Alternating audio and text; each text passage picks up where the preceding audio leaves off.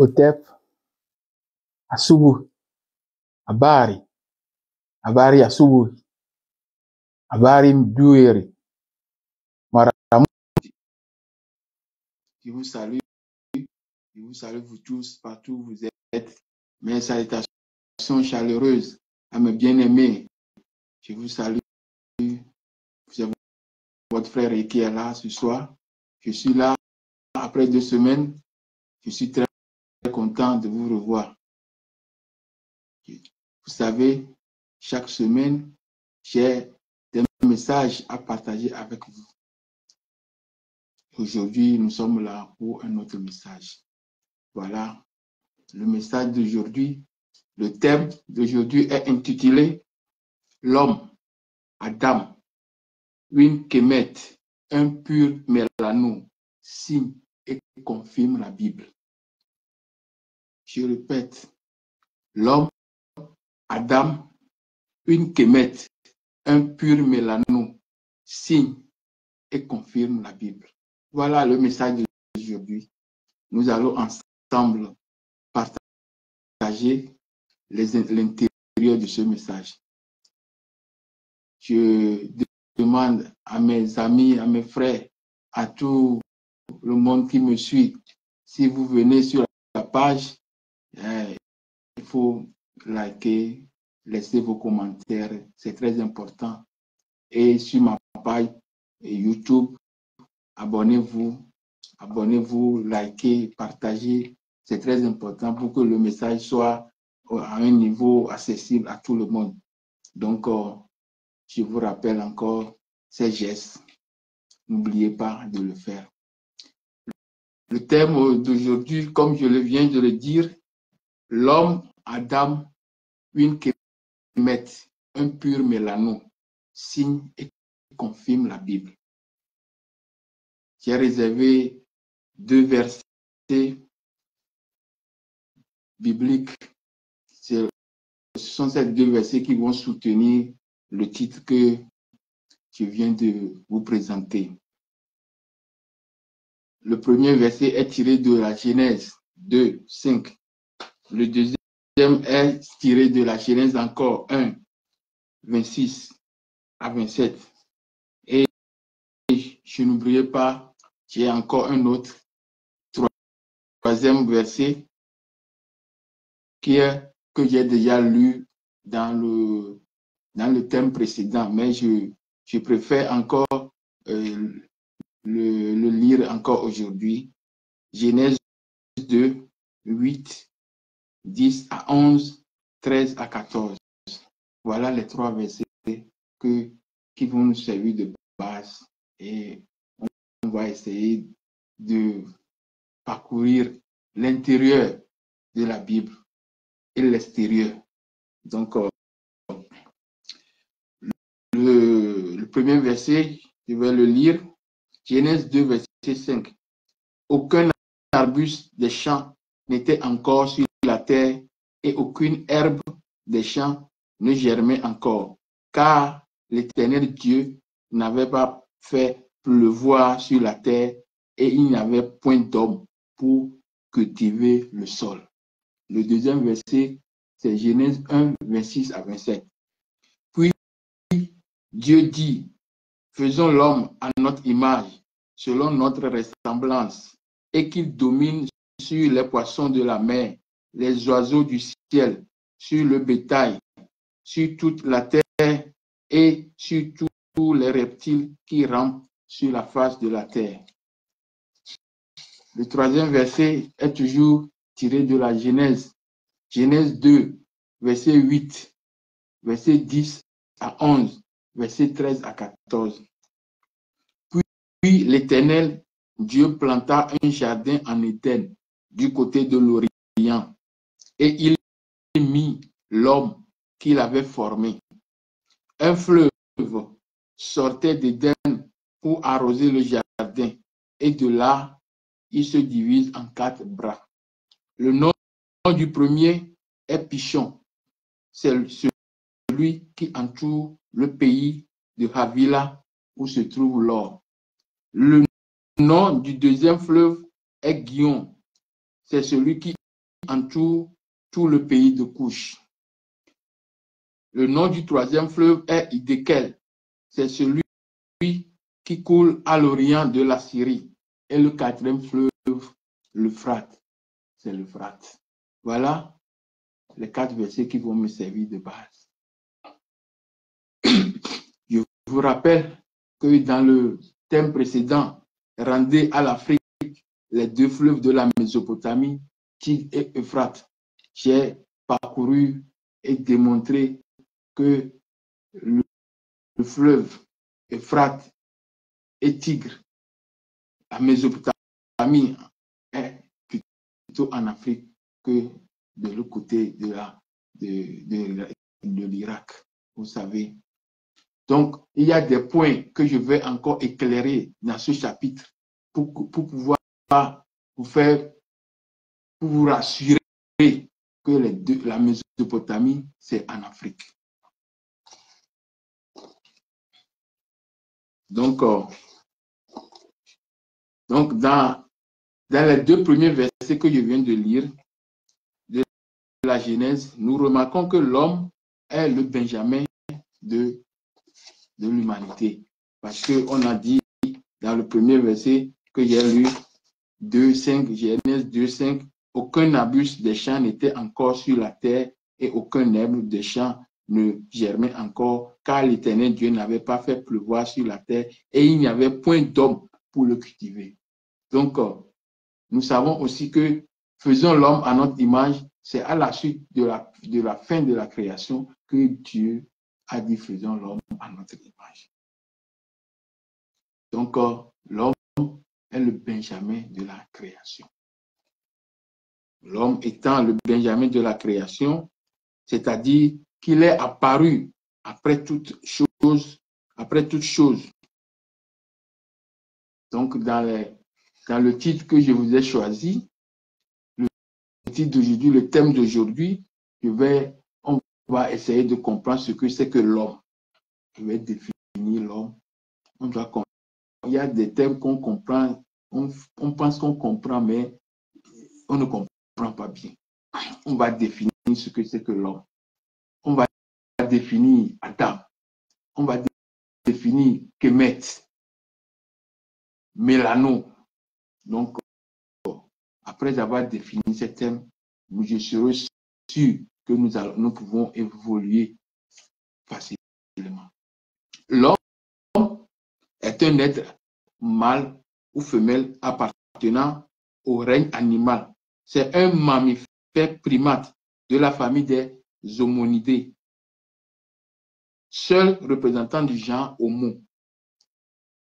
Ça, je donne l'exemple de Homo sapiens. Il y a beaucoup d'Homo. Donc l'homme, ici, est un mammifère, une primate, et il est de la famille des homonidés. C'est pourquoi la découverte scientifique, les ossements trouvés sur la planète est seulement trouvés en Afrique. Donc, ces ossements qu'on a collectés, qu'on a retrouvés, découverts, ces ossements sont seulement en Afrique. Et nous pouvons dire que chaque fois qu'on dit homo, on est en train de dire homme. Homo sapiens, ça veut dire homme sage. Homo habilis, ça veut dire que homme habile. Homo erectus, homme droit. Donc, il y a des homo sapiens, homo australopithèque, tout ça là. Donc, homo veut dire homme. L'homme appartient à la classe des mammifères. Pourquoi? Car l'homme possède le poil. Peut-être moi, je n'ai pas beaucoup de poils, mais il y a des gens, il y en a. Donc, l'homme possède le poil et l'homme allaite ses petits. Donc, c'est pourquoi l'homme est identifié comme mammifère.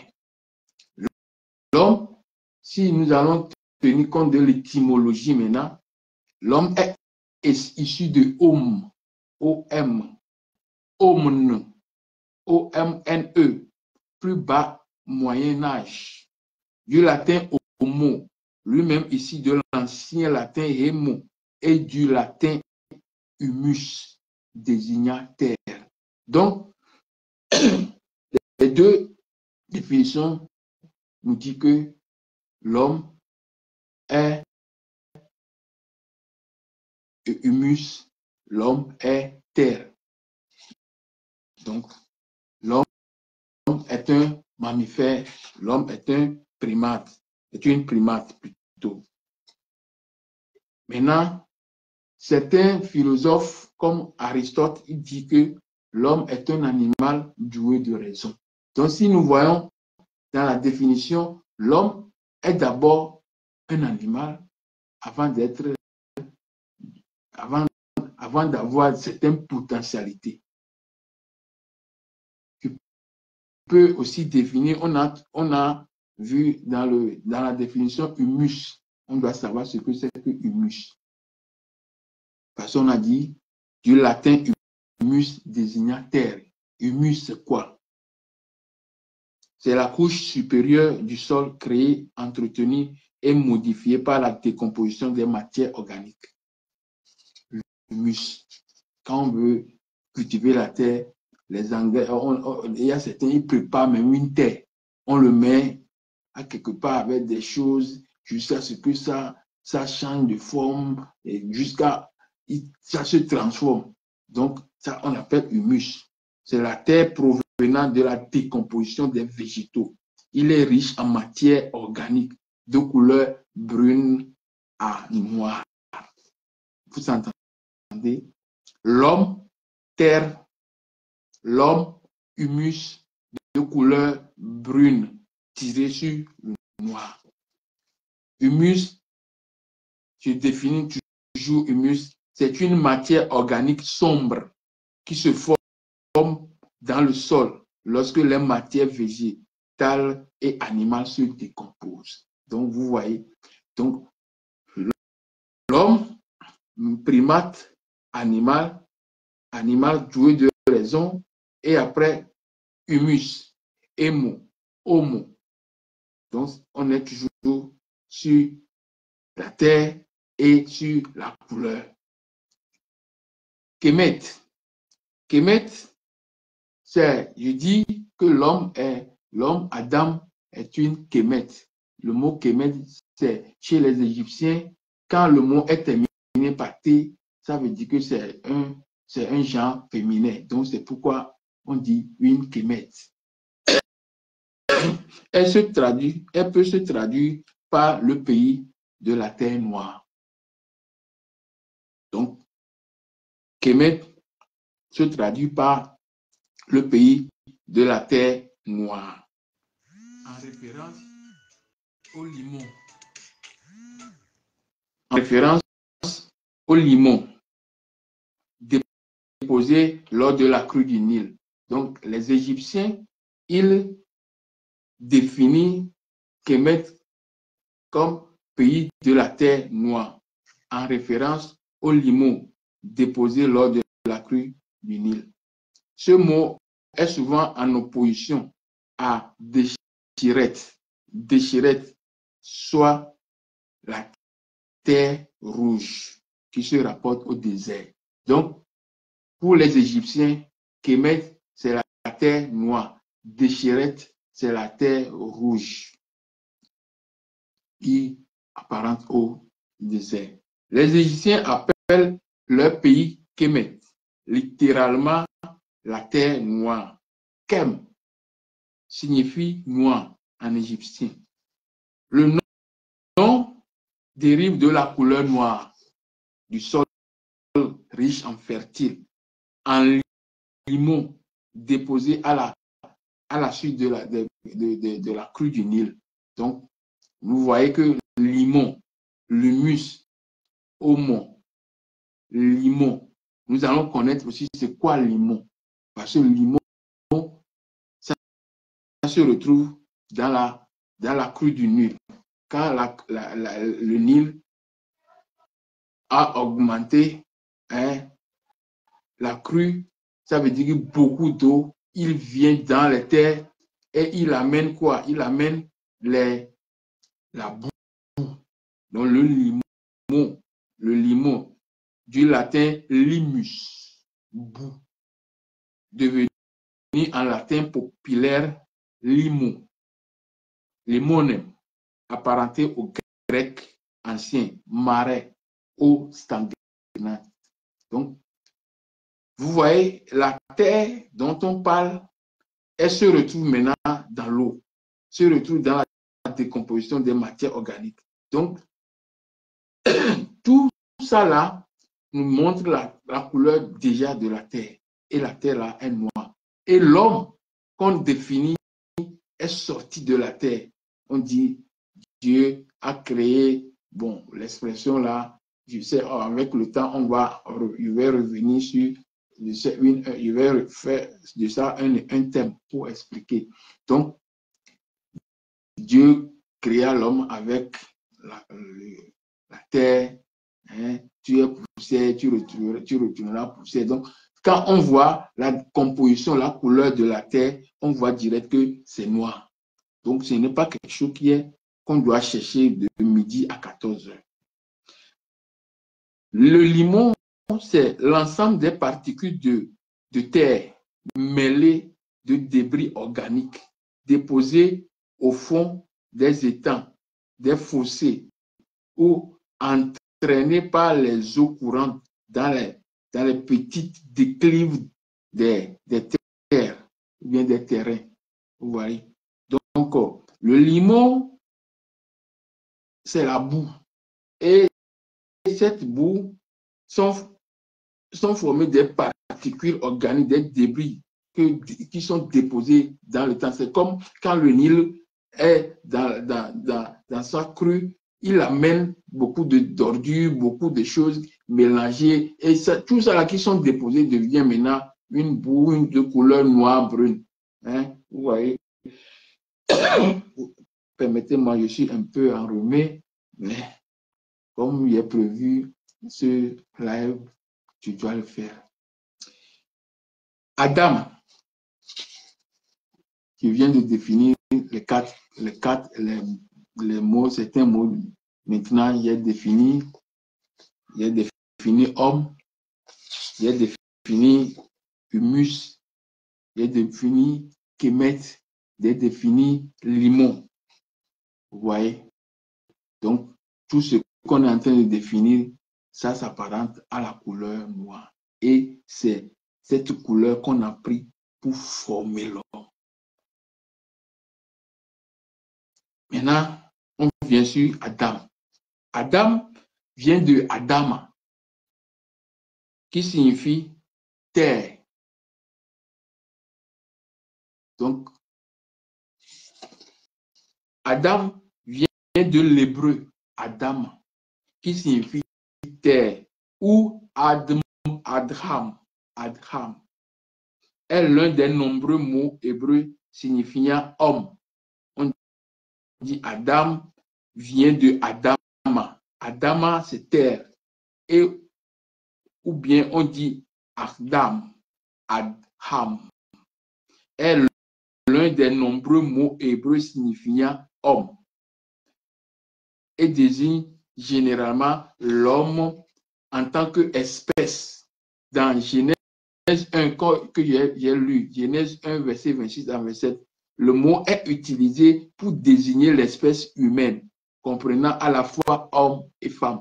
Donc, pour les Hébreux, Adam vient de Adama. Et Adama est terre.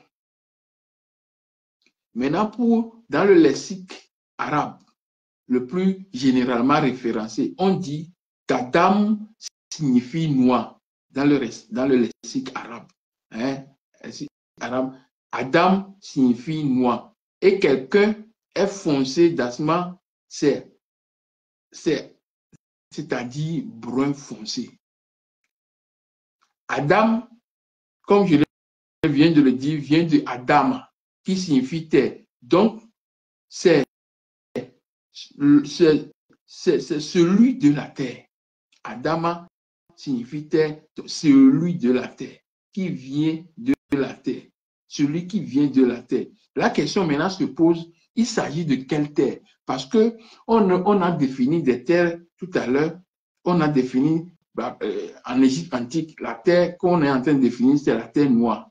Et quand la définition de l'homme, homo, définition de l'homme, humus, définition de l'homme, limo, ça toujours s'apparente à la terre noire. Maintenant, ici, on dit que Adam vient de Adama, qui signifie, excusez-moi, qui signifie terre. Donc, celui qui vient de la terre. La question se pose, c'est quelle terre? Est-ce que c'est la terre rouge, la terre noire, comme généralement on est en train de définir? À notre surprise, ce n'est pas ça. C'est là c'est là d'où vient la différence. Dans le lexique arabe, on dit que Adam est noir, mais dans le lexique juif, on dit que Adam c'est roux ou bien rouge. Roux ou bien rouge. Pourquoi cette différence de couleur?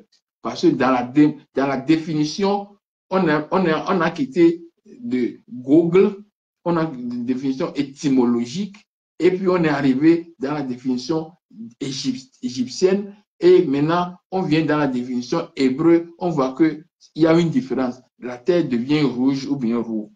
Pourquoi ils font ça? Pourquoi? Pour les Juifs, Adam, A-D-O-M, Adam veut dire roux, ou bien rouge, ou bien vermeil. Vous voyez la couleur rouge, roux, vermeil. Donc, et pour eux aussi, dame veut dire sang. Donc, ils ont dit Adam, roux, rouge, dame, sang. Donc, ils sont en train de dire, de déduire que l'homme est rouge. La terre qui a servi de former l'homme, c'est rouge. C'est ça qu'ils sont en train de dire.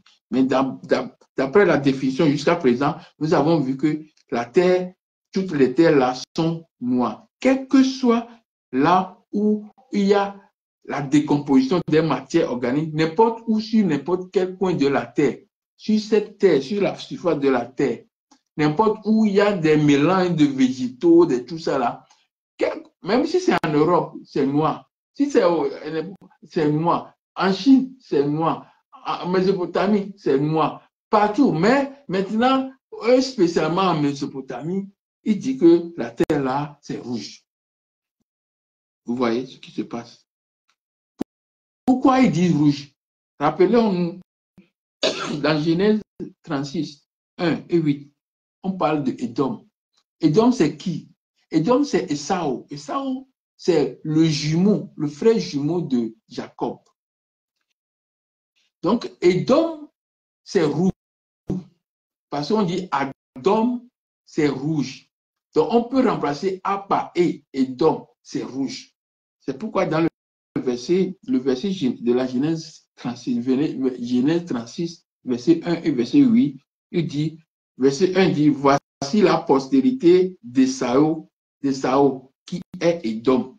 Et dans verset 8, on dit encore, Esau s'est établi dans la montagne de Séir. Esau, c'est Édom. Donc, pour eux, Édom, c'est rouge. Donc, Adam, c'est rouge. Dame, c'est sang. Donc, ils sont en train de, je ne sais pas quelle manière, quelle disposition ils ont fait, jusqu'à position, je ne sais pas. Mais il dit que Adam, c'est l'homme tiré, c'est le fils de la terre. On dit Adam, Adam, plutôt Adam vient d'Adam. C'est le fils de la terre rouge. C'est la définition que les scribes bibliques ont donnée. Donc aujourd'hui, je veux montrer, comme je l'ai déjà montré la fois dernière, que la Mésopotamie est en Afrique. Adam, c'est une kémette, un pur mélano. Mélano veut dire noir, mélanoderme. mélano vient du mélanoderme. Ça veut dire noir. Pur mélanoderme.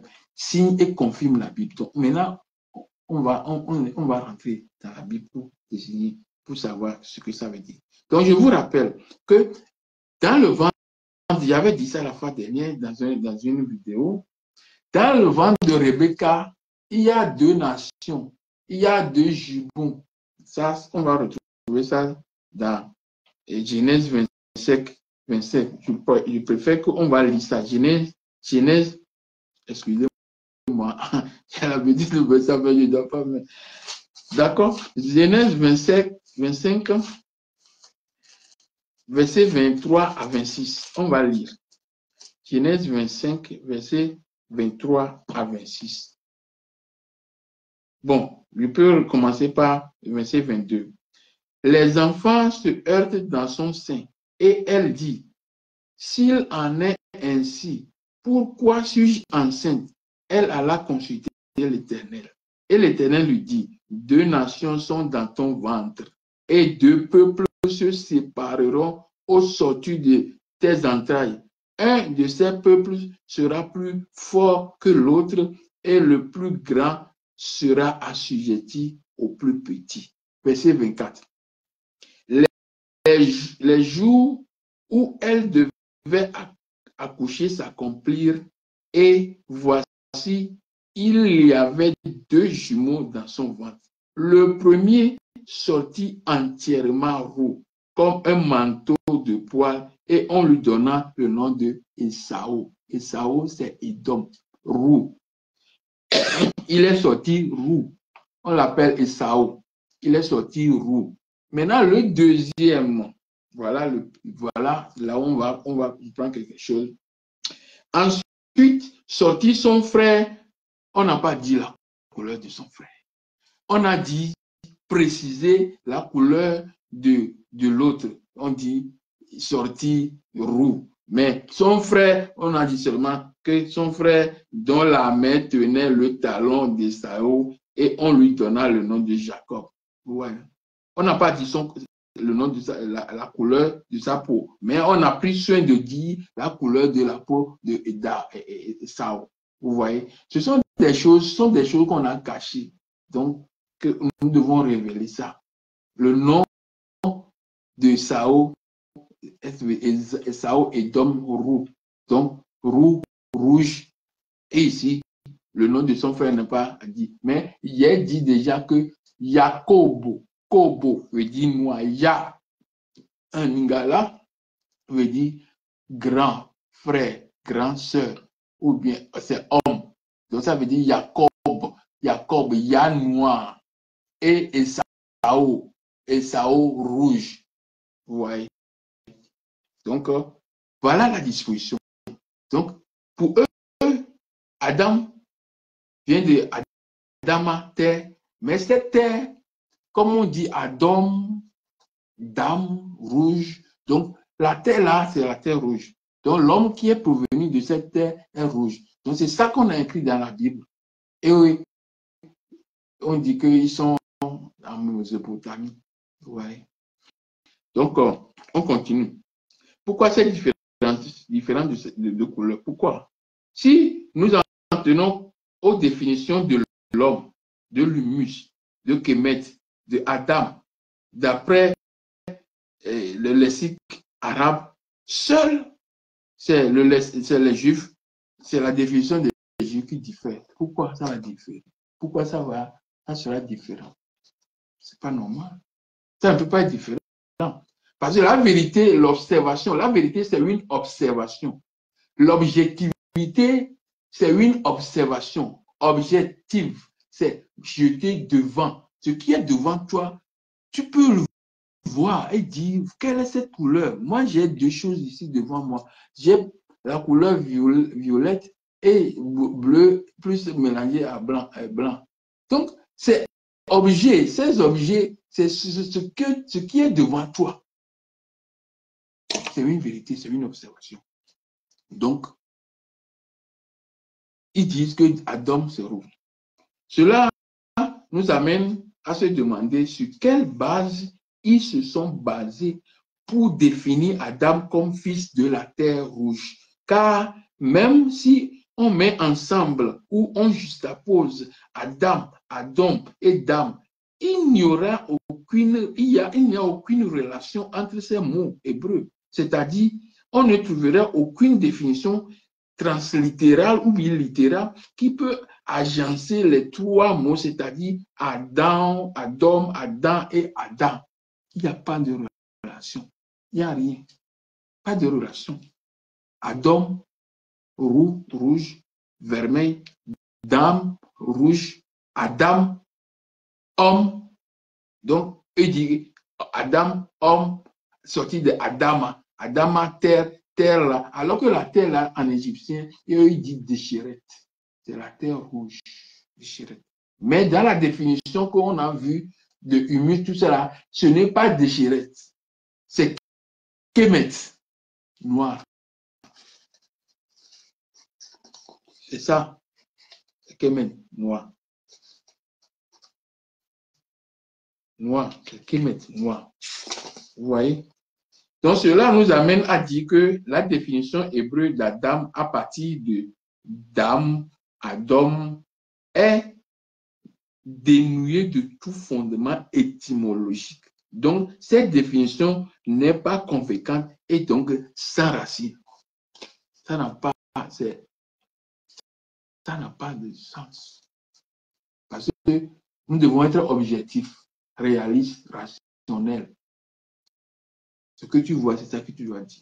On ne voit pas rouge, comment on va dire rouge?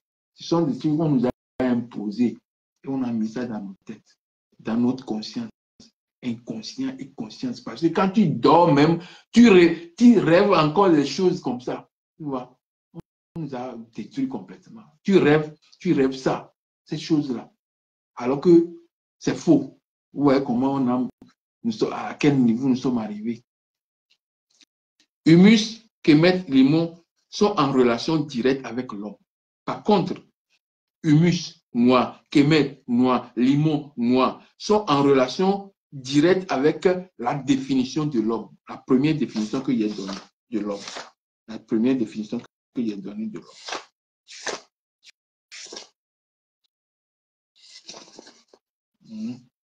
La première définition que j'ai donnée. Il est important de savoir qui est l'homme. Oui, l'homme. Première définition. Issu de homme. Deuxième. Humus. Voilà, là où se trouve humus. C'est la couche supérieure. La couche supérieure du sol créée, entretenue et modifiée par la décomposition des matières organiques. Donc, cette décomposition, ça donne toujours de la couleur noire. Donc, humus, kémet, limon sont en relation directe avec l'homme. Car si nous observons la chronologie de la formation de l'homme, il est tiré de la boue, il est tiré du limon de la terre, ou il est tiré de l'humus, humus. Et tous ces termes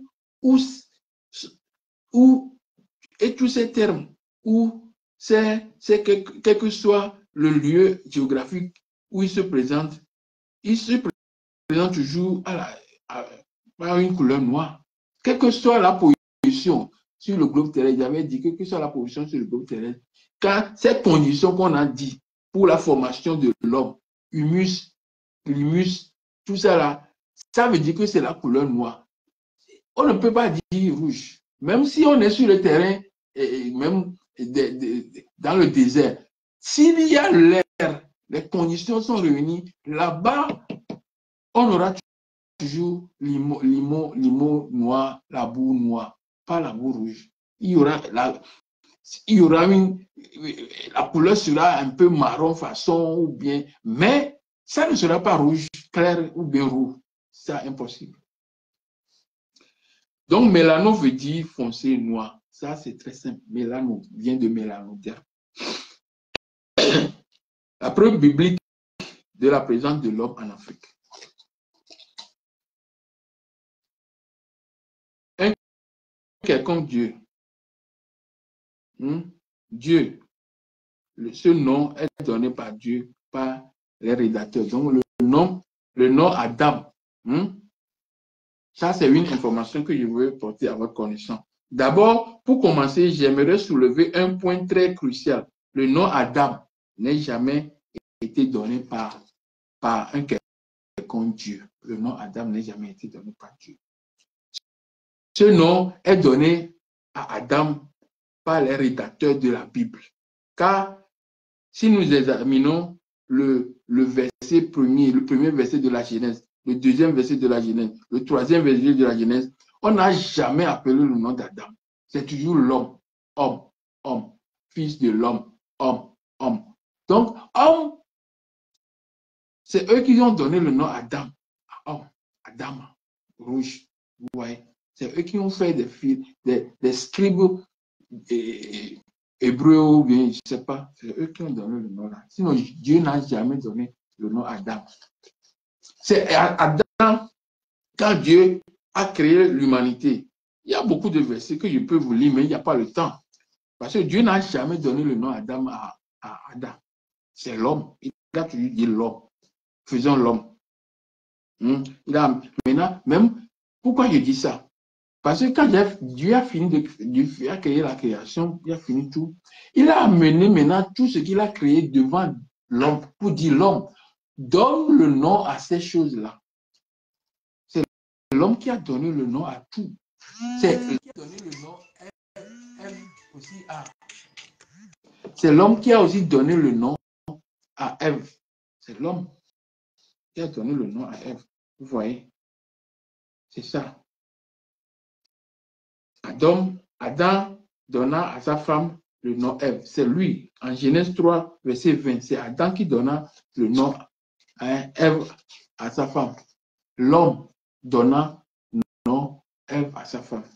Après avoir donné le nom à ses animaux, tout ça là, il a vu qu'il n'y a pas même son semblable dedans. Comment? Et il dit, Dieu a enlevé. Tout ça là, c'est encore des choses à expliquer. Donc, Dieu n'a pas donné le nom Adam. C'est l'homme. Mettons quelque chose pour que l'homme ne vienne plus. Mettons l'homme dehors. C'est comme ça, c'est l'homme. Il connaissait bien, mais il dit l'homme. Bon, c'est à partir du 4e chapitre qu'on prononce le nom de Adam à la place de l'homme. C'était une petite parenthèse que je viens. Voilà. L'Afrique est considérée comme le berceau de l'humanité. Vous savez, l'Afrique est considérée comme une berceau de l'humanité. Et jusqu'à présent, aucun fossile hominidé datant de 2 millions d'années n'a pas encore été trouvé en dehors du continent africain. Grâce au nom locatif Kemet, nous pouvons dire que les êtres humains proviennent du limon. Vous voyez? Donc, même la science a trouvé des ossements que je viens de dire, Homo sapiens, Homo erectus, Homo habilis, tout ça là, tous ces ossements ont été découverts en Afrique. Donc, si ces ossements ont été découverts en Afrique, alors l'Afrique est l'esquisse de l'humanité, des hommes, de l'humanité, de l'humain. Grâce au nom même que les Égyptiens ont donné Kemet, nous pouvons dire que les êtres humains proviennent de l'humus de la terre ou de l'humus. Et cela est dû au dépôt continu de limon noir par la coupe de Nil. Ouais. Après la science, la seule interprétation sans preuve que nous avons est biblique. La seule interprétation sans preuve que nous avons est biblique. Dans la Genèse 2, 8, 10, que j'ai lu, le 3e verset, que nous avons lu au début, Dieu mit Adam,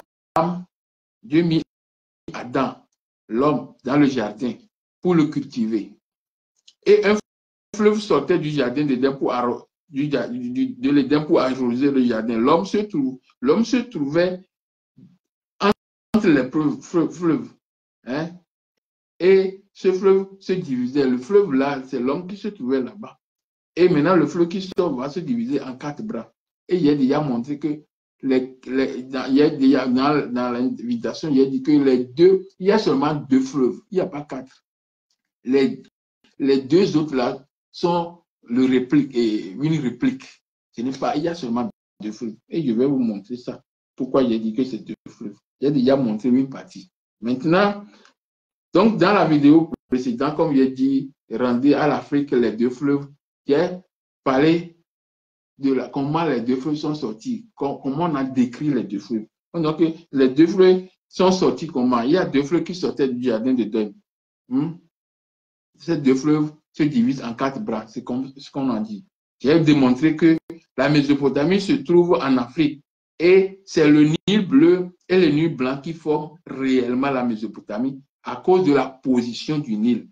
Le Nil est le cours principal et le cours principal doit avoir deux fleuves. Les deux bras qu'on parle, les deux bras, ce sont des affluents. Et j'ai défini ce que c'est que affluent déjà dans la première. Pourquoi il faut aller regarder cette vidéo? C'est très fondamental.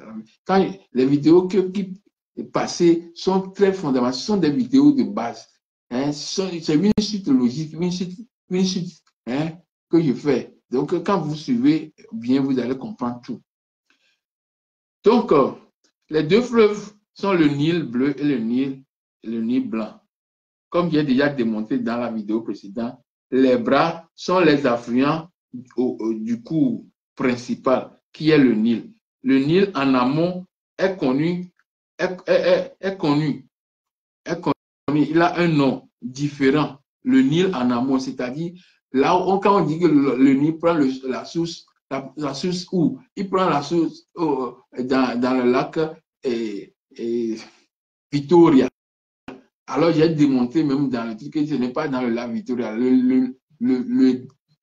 La source du Nil même est plus loin que ce qu'on a prévu. Juste, on a coupé ça et on dit qu'on ne peut pas trouver pour donner la priorité à l'Amazone. Sinon, le Nil est plus long que l'Amazone.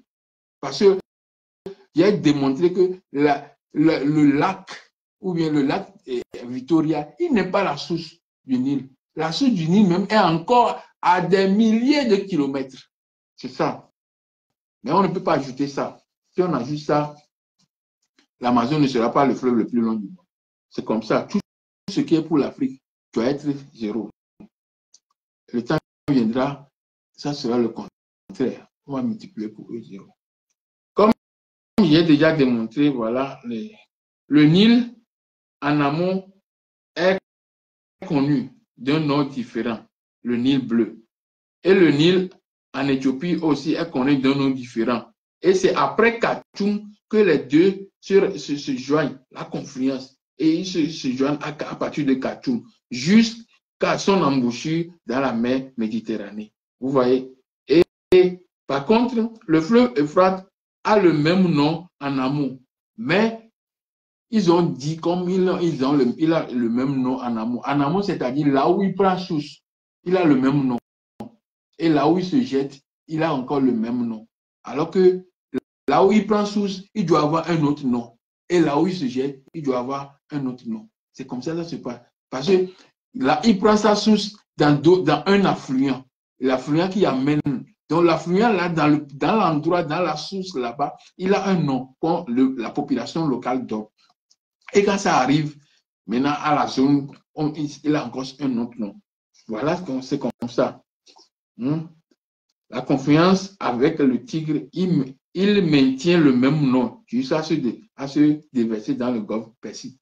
Mais après les démonstrations, après des recherches, j'ai découvert que les deux fleuves même sont des affluents d'un autre fleuve. Les deux fleuves là, Tigre et Euphrate, sont des affluents. Et je vais dire ça vers la fin. Vers la fin, je dois faire vite. Pour avoir la Mésopotamie, on doit avoir une forme Y. La forme Y. Un vient de là, l'autre vient de là. Et le milieu ici, c'est ça qu'on appelle méso. Le milieu ici, c'est méso. La méso, c'est ici. Mésos veut dire entre les deux, entre les fleuves. Et potamos veut dire fleuve. Méso veut dire entre. Donc, les deux bras du Nil, qui sont les affluents Les affluents, ça veut dire affluer, venir en force. Ils amènent l'eau en force au Nil. Quand le Nil c'est comme mon tronc ici. Hein? Et quand le Nil, l'eau vient, les eaux viennent, ils rentrent ici et puis ils continuent pour aller vers la mer. Donc, chaque fleuve descend d'une montagne pour aller directement dans la mer. C'est comme ça se passe. J'ai démontré que c'est comme le jet d'eau que nous avons en ville. Hein? Et les gens ont fait des décorations de jets d'eau dans leur jardin et l'eau, on monte, l'eau fait circulation comme ça, partie par là. Donc, chaque fois, au fur et à mesure que l'eau descend, il descend encore sur les montagnes. Les montagnes lui fournissent des eaux jusqu'à ce qu'il arrive dans la mer. C'est comme ça. Donc, quand les affluents amènent le bras, qu'on a dit les bras, les deux bras amènent l'eau et l'eau au milieu, c'est mes eaux. Donc, entre les lignes blanches et les lignes bleues, c'est mes eaux au milieu. C'est mes eaux. Donc, il faut former un Y. Et le Y là n'est pas dans Mésopotamie là-bas. Parce qu'il y a un autre fleuve. C'est le fleuve là qui est comme fleuve de base. Et Euphrate et Tigre étaient des affluents de ce fleuve-là. Mais on n'a pas dit ça. On n'a pas dit ça. On n'a pas dit ça. Le fleuve, donc le Nil court principalement, le cours principal du Nil, le Nil prend sa source au-delà du lac Victoria. Voici le cas de l'Euphrate et du Tigre. Sur plus de 1500 km, le fleuve prend sa source. 1600 km, 1500 km, le fleuve Euphrate prend sa source. Et le fleuve prend sa source en Turquie, dans les plateaux arméniens. Il traverse la Syrie, l'Irak, avant de se jeter dans le Golfe Persique. Les affluents du Tigre prennent également aussi des sources en Iran, avec une longueur de 1900 km. Donc, pour dire que ce fleuve-là prend une source à quelque part, c'est le long bras. Le fleuve qui a l'affluent le plus long, c'est lui qu'on donne. C'est lui qui est la source du fleuve dont on parle. Par exemple, le Nil bleu a 2000 quelque chose kilomètres. Par contre, l'autre a plus de 4000. Si je ne veux pas dire des bêtises, je dois regarder. Le fleuve principal doit prendre sa source sur l'affluent du plus long. C'est le cas du Nil bleu, 1400 km. Et le cas du Nil blanc, 1400 km. Et le Nil bleu, 3700 km. Donc, comme le Nil bleu a 3700 km, donc le Nil prend la source sur le long fleuve. Donc, le long fleuve, c'est à partir de lac Tanganyika et au-delà. Donc, il prend la source sur le truc. Mais pour le cas de Euphrate, ce n'était pas comme ça. Euphrate a un petit, à partir de Bassora, Irak, jusqu'à le Golfe Persique. Il y a un fleuve là-bas qu'on appelle Chat el Arab. Il a 200 km. C'est ce fleuve-là, lui, il prend sa source en Iran. Et là-bas, il a un autre affluent qui vient lui fournir. Et les deux autres fleuves, le Tigre et Euphrate, eux aussi viennent. Donc, ils sont en tout trois fleuves. Mais on n'a jamais parlé de ces fleuves-là. On a seulement cité Euphrate et Tigre, alors que c'est beaucoup de fleuves là-bas. Donc, quand on fait 3 fleuves là-bas, les 3 fleuves ne font même pas Mésopotamie qu'on a dit. C'est seulement en Afrique que Mésola s'est formé. C'est seulement en Afrique que Mésola s'est formé. Bien clair que c'est formé, les 2 bras sont arrivés. Donc, quand on dit le fleuve sort du jardin de Dem et se divise en 3 à 2, ça c'est seulement 2 bras, il n'y a pas 4 bras. Les 2 autres là, en Mésopotamie, c'est une réplique. C'est la multiplication. On a multiplié par 2 pour qu'eux aussi, ils ont quelque chose. Et ils nous ont imposé, comme on nous a imposé que l'homme a de la couleur, l'homme rouge. Tu vois, vous voyez, c'est pas normal. Ce sont des choses qu'on nous a mis dans nos cerveaux, dans notre inconscience même. Et quand on dort, on rêve ça. nous devons sortir de ce rêve. Il est temps qu'on sort de cette histoire-là. Et on va sortir parce que la lumière apparaît. Là où il y a la lumière, l'obscurité disparaît. C'est comme ça. C'est la règle. C'est une règle normale de la vie. Quand la lumière arrive, la ténèbre part. C'est comme ça, il cesse la place. Le jour viendra, ils vont céder place parce que la vérité va arriver. Et ça va arriver sûrement. Sûrement. Donc, le Nil bleu et le Nil blanc, c'est eux qui forment la Mésopotamie. Quand vous allez regarder la vidéo passée, j'ai fait la démonstration. Et on dit, ça c'est très fondamental, il doit dire avant de finir cette première partie, parce qu'on ne peut pas terminer. Ça veut dire, Havila, on dit le fleuve, le premier sort, il entoure Havila. Le deuxième, il sort, il entoure qui? Il entoure Couche. Couche, c'est Cham. Il est où? En Afrique. Quand on dit le fleuve entoure Couche et le fleuve entoure Havila, aujourd'hui, les fleuves là n'existent pas. Mais quand nous allons sur l'endroit où bien on tape sur Google, table des nations, carte des tables des nations, une cartographie va sortir. Tous les enfants de Cham, de Cam, de Couche, de Joktan, Sem, ils sont sur la carte. Et on va les positionner, on positionne les enfants tout sur la carte. Donc vous allez voir que Havila se trouve en Afrique. Et il y a aussi un autre Havila qui est en Arabie Saoudite. Mais là-bas, c'est le désert. Donc quand on dit qu'un fleuve entoure, donc ils vont dire que comme c'est Havila là-bas, il n'y a plus de feu. C'est comme ça ils ont pensé. Parce qu'ils ont mis encore un autre Havila là-bas qui est enfant de Sem. Et un autre Havila qui est enfant de Couche. Vous voyez? Donc, mais Havila, là-bas, c'est le désert, il n'y a pas de l'eau. Donc, ils pensent qu'on doit trouver ça, on va acheter ça qui est la source. Non. Parce que l'eau, il y a déjà montré que l'affluent ne peut pas sortir du continent pour aller sur un autre continent, traverser la mer pour aller sur. C'est impossible. C'est le jet d'eau. Donc, quand ça monte, ça descend juste en bas. Et l'eau revient encore avec la machine comme pour les hommes. Mais l'homme, Dieu ne met pas la machine, c'est la terre même qui pompe l'eau et revenir encore. Et puis descend. Donc, quand vous êtes devant une cascade, vous voyez comment l'eau tombe. Bou, bou, bou, bou. L'eau tombe beaucoup. Il y a des chutes d'eau en quantité. Mais ça ne s'arrête pas. Pourquoi? Parce que c'est le jet d'eau. C'est le jet d'eau. La structure de la terre, c'est un jet d'eau. La terre est sortie de l'eau. Dans les montagnes, dans le sous-sol, tout ça, c'est l'eau. Il y a des nappes phréatiques. L'eau circule. Donc, toute cette eau qui circule, c'est cette eau qui part dans la montagne pour revenir. Parce qu'il faut nourrir la terre. Il faut nourrir la population. Il faut nourrir les gens qui sont sur la terre. Donc, Dieu a tout fait pour que l'eau rentre dans le sous-sol, pas dans l'eau qui tombe dans la mer, vient encore dans la terre, remonte dans les montagnes, dans les différentes montagnes sur la terre, sur le globe terrestre, et cette eau revient encore en haut et puis redescend.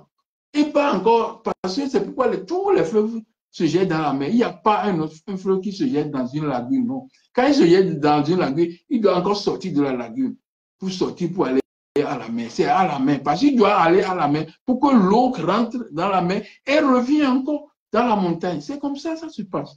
Vous voyez? Donc, un fleuve, un affluent ne peut pas quitter l'océan. Ne peut pas traverser l'océan pour aller dans une montagne à quelque part. Non. Chaque montagne, quand il y a des Andes, de longues montagnes, ça va descendre. Quand descend. Donc, il y a des affluents qui sortent. Parce que c'est une pente. Donc, ça rentre. Donc, toute la population qui sont dans les ravins, dans les vallées, dans tout ça, la cour. Donc, ils sont nourris par l'eau. C'est comme ça que Dieu a fait pour le monde entier soit nourri d'eau. Parce que l'homme est eau. La terre est eau. L'homme, c'est la boue. L'homme, c'est l'humus. Tout ça là, c'est défini. L'homme, c'est l'eau. La terre, c'est l'eau. La montagne, c'est l'eau. Tout est eau. Donc, Dieu a pris soin, si je prends Dieu comme un homme, Je ne prends pas Dieu comme nom. On va définir ça après. Je ne dirais pas un anthropomorphisme. Non, non, non. Dieu n'est pas un homme avec barbu, tout ça qui a créé avec lui. Non, non, c'est pas ça. Donc, Dieu a pris soin. Il a mis tout sur la terre et en bas, parce que l'eau, c'est la vie. L'eau, c'est la vie. Il y a l'eau dans toutes choses. Même dans les montagnes qu'on voit comme des pierres, il y a l'eau dedans. Si l'eau là ne sort pas de la montagne, cascade, fleuve, tout ça, le monde sera sec. C'est pourquoi si un endroit, il manque d'eau, la terre meurt direct. Et il n'y a rien qui va se produire dans la terre. Donc, mes frères, mes soeurs, je suis arrivé à la première partie de ce live qui est intitulé et ça m'échappe, mon terme va m'échapper. L'homme Adam, une kémette, un pur mélano, signe et confirme la Bible. Donc, la prochaine occasion, nous nous retrouverons la semaine prochaine. Je vais vous contacter ou bien je vais vous informer pour dire si c'est ce dimanche, 8 jours, ou bien si c'est le samedi, ou bien si c'est le vendredi qu'on va faire. Je vais vous informer pour la suite de cette partie. Donc, l'homme, Adam, une kémette, un pur mélano, signe et confirme la Bible. Parce que même si tout ça disparaît, il y a toujours des traces. Avila, Couche, tous sont déjà en Afrique. Et quand on va là-bas, il y a beaucoup de fleuves là-bas.